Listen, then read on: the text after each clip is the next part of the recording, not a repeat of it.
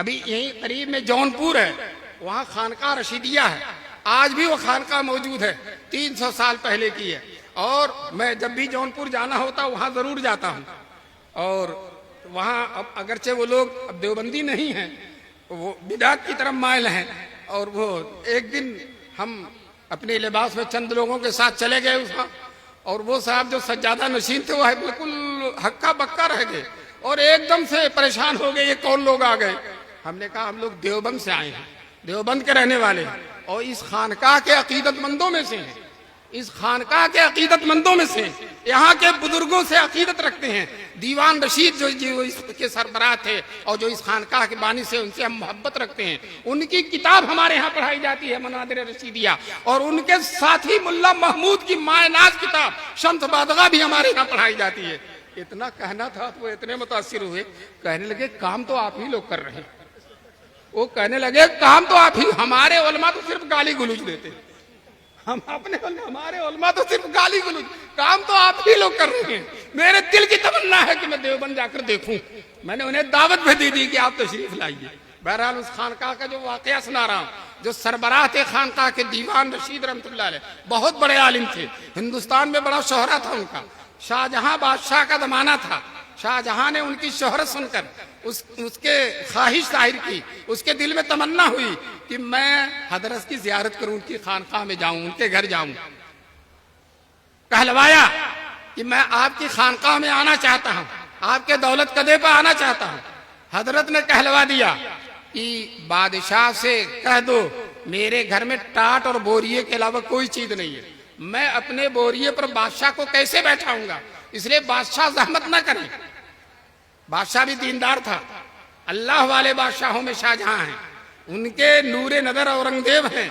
बहरहाल उन्होंने कहलवाया कि आपके बोरिये पर बैठना मैं अपने लिए बाइसे सादत समझूंगा और अपने तख्ते शाही पर बैठने से ज्यादा कीमती समझूंगा, इसलिए मैं आपके यहाँ आना चाहता हूँ।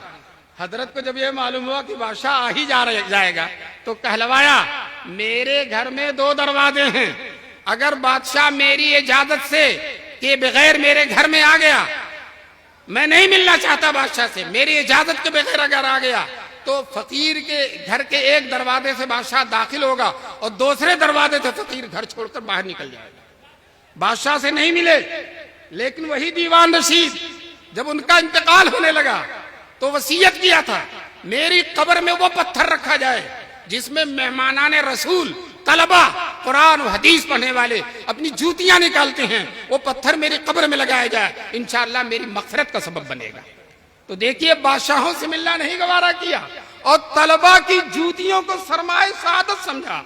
एक सहाबी है, एक तालिब इल्म बैठा पढ़ रहा था और इत्तेफाक से करवट बदलने में उसका पैर आगे बढ़ गया, तो सहाबी रसूल ने उस तालिब इल्म का कदम चूम लिया। वो तालिब इल्म शर्मिंदा हो गया, हजरत मेरा पैर मैं किस लायक हूं आपने। उन्होंने कहा भाई देखो हमारे हुजूर सल्लल्लाहु अलैहि वसल्लम ने वसीयत की है, मेरे बाद दुनिया के गोशे गोशे से तुम्हारे पास इल्म हासिल करने के लिए आएंगे और उनके साथ मेरी बेहतरीन वसीयत कबूल करो, उनके साथ खैर खाही करो, उनके साथ हमदर्दी करो, उनके साथ मोहब्बत का मामला करो।